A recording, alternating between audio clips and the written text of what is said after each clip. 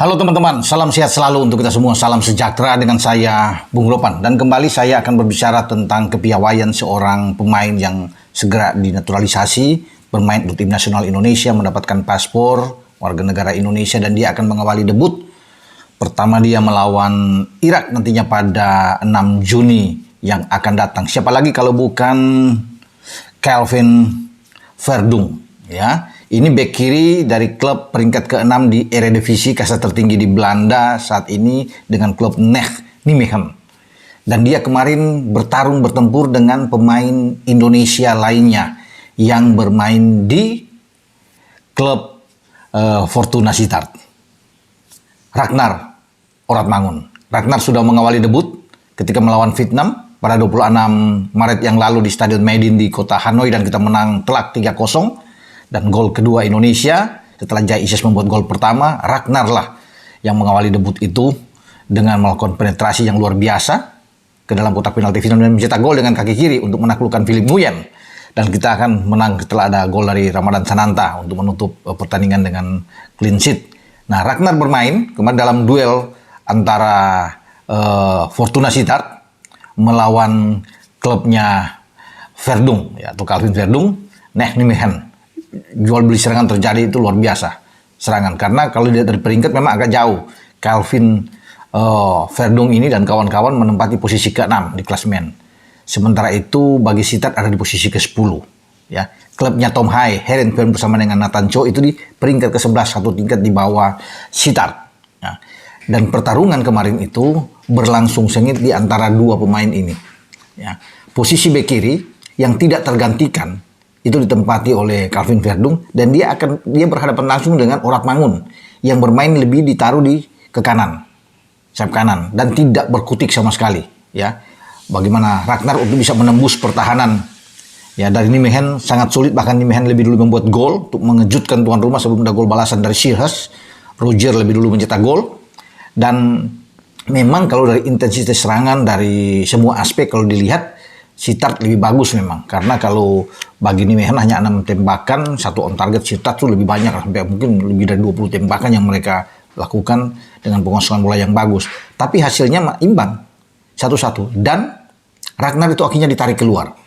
Nah, menariknya bagi Calvin Verdung ini, dia bermain di dua posisi kemarin itu, atau dini hari waktu Indonesia bagian barat, dengan sangat baik. Pertama dia bermain di posisi bek kiri. Di babak kedua berganti, dia bermain di posisi bek kanan. Jadi artinya bagi Indonesia, bagi Sintayong, kita menemukan pemain yang baik. Karena berjubelnya pemain di posisi bek kiri ini terlalu banyak. Kalau ini sudah masuk dengan Calvin Verdung, kita kurang di kanan, walaupun kita punya Asnawi, punya Sandy Walsh. Tapi dengan keberadaan seorang Verdung, ya, Calvin ini bermain di kanan sangat baik, dan dia kemarin melakoni dua posisi itu dengan bagus. Memang ada kartu kuning yang diterima oleh Calvin Verdung karena dia sempat melakukan pelanggaran, ya, terhadap salah satu pemain dari Sittard, dan di menit 70 kalau nggak salah dia diberikan kartu kuning oleh wasit. Tapi terlepas dari itu dia bermain luar biasa, main full.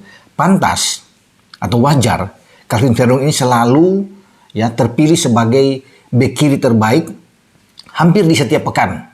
Karena di Belanda itu kan ada, ya, susunan pemain 11 pemain terbaik berdasarkan dari pekan ke pekan. Nah, Verdung ini bahkan mungkin dalam 2-3 pekan terakhir nama dia selalu masuk mewakili klubnya, ya, Nijmegen, ada di bek kiri, ya, tidak tergantikan pemainnya luar. Jadi kita beruntung bisa mendapatkan seorang Calvin Verdung ini, dan STY kan sudah melihat langsung ketika datang ke Belanda beberapa waktu yang lalu, dan dia sempat foto bersalaman dengan Calvin Verdung. Dia melihat penampilan Calvin Verdung dan STY sangat terkesan. Makanya ketika nama Calvin Verdung ini itu muncul, ya, tidak bisa dibantah oleh STY, karena STY sangat berminat dengan pemain ini, dan dia bilang ini pemain yang cocok, pemain yang saya sukai, ini pemain bagus, ya, di mata STY. Kayaknya STY sangat senang sekali jika dia bisa memperkuat tim nasional Indonesia, terutama untuk melakoni 2 pertandingan sisa melawan Irak dan melawan Filipina di Stadion GBK. Nah, teman-teman, kita bisa melihat bagaimana penampilan dari Calvin Verdung ini. Dia pasti akan mendapatkan tempat utama, menyisikan Sain Patinama bahkan. Ya, mungkin saja ada Arhan di sana, kita tahu bersama kan. Ada Nathan juga, tapi kalau kita bisa melihat Nathan kan itu pemain cadangan di Heerenveen. Tidak seperti Tom Hai yang menjadi pemain inti. Karena Tom Hai juga beberapa kali masuk sebagai gelandang terbaik di 11 starting 11 hampir di setiap pekan selalu diumumkan. Ya, tapi tidak seperti Calvin Verdung ini yang selalu menghiasi posisi 11 besar. Makanya kita punya pemain yang sangat kuat. Ya, petarung ini, ngotot bermain.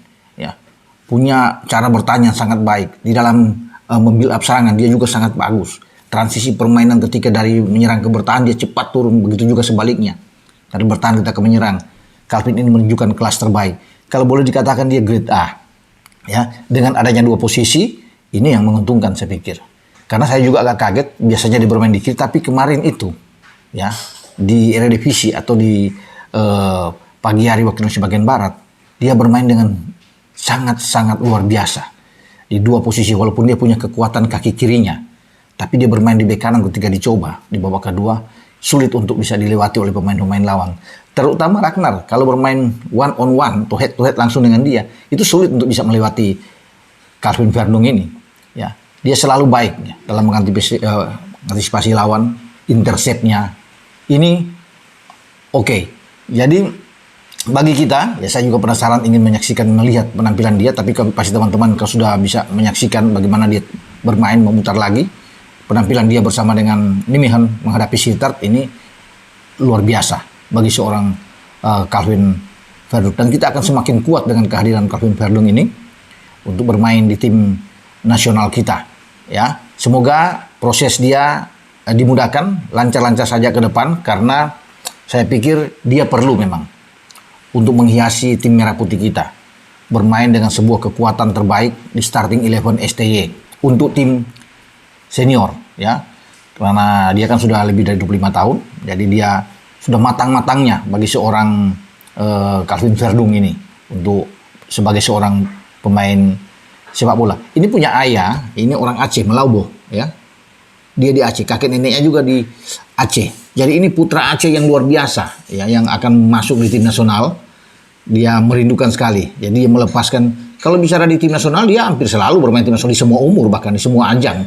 U15, 16, 17, 18, 19, 20, 21, selalu dia menghiasi, ya, terus menerus hampir setiap tahun. Tapi dia itu yakin, sangat percaya diri untuk melepas demi untuk Indonesia, karena orang tuanya itu memang punya garis keturunan, ya, di Aceh, orang Aceh. Jadi ya kita harus menyambut dengan baik, ya, bagaimana dia tekad dia, nah, niat dia yang baik untuk bisa bermain dengan tim Indonesia.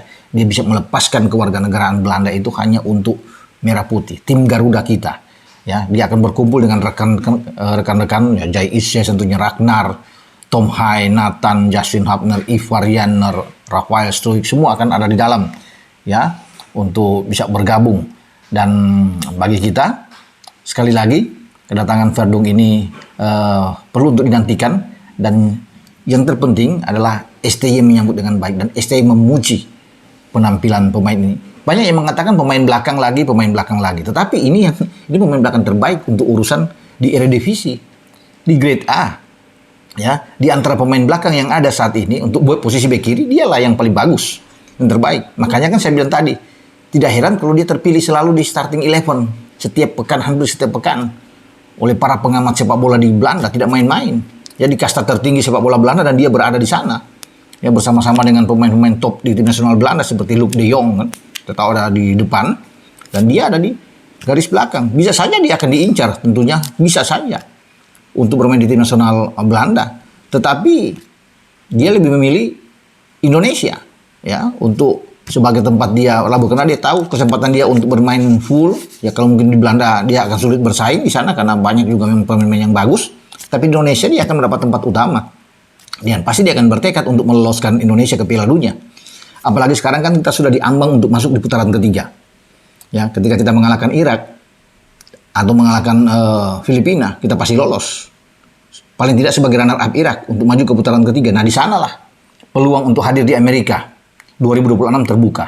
Ya, ketika ada 18 tim, 18 negara berkumpul di putaran ketiga, dibagi dalam 3 grup. Masing-masing grup terdiri dari 6 tim, ya. 2 tim teratas langsung lolos, kita memungkinkan untuk bisa hadir. Kalau dengan pemain-pemain yang berkualitas, karena kan Ketua Umum Pak Erik sekarang lagi terus, ya, mencari pemain-pemain yang top bersama dengan Sintayong agar kita kuat Di semua lini kita kuat. Ya, kalau orang bilang sekarang belakang ada, ya oke. Tetapi kita memang butuh juga pemain depan. Nanti akan datang juga pemain depan. Sudah ada, sudah disiapkan. Bahkan ada gelandang lagi yang dipersiapkan untuk tampil. Apalagi kita sudah dengan ada Martin Paes. Nantinya selesai urusan dia di CAS dan pada bulan Juni dia beres, ya nanti kita akan kuat dengan Martin Paes di belakang, Verdum di kiri, ada Sandi di kanan, ada Jai Ises, ada Justin Hubner, ini top. Rizky Ridho di belakang menjadi membentuk sebuah kekuatan jantung pertahanan yang sangat kuat yang mungkin akan sulit ditaklukkan oleh Aiman Hussein, Muhammad Ali dan kawan-kawan, 2 striker top dari Irak yang akan datang ke Indonesia. Oke, dengan saya Bung Ropan berbicara di sini bagaimana duel yang terjadi di antara Sittard dan Nijmegen melibatkan Orat Mangun, Ragnar bersama dengan Calvin, ya. Di sini Verdum dan Calvin tampil full yang membuat Ragnar itu dalam tanda kutip tidak berkutik sama sekali dan Ragnar harus ditarik keluar dalam pertandingan dini hari. Oke, ciao.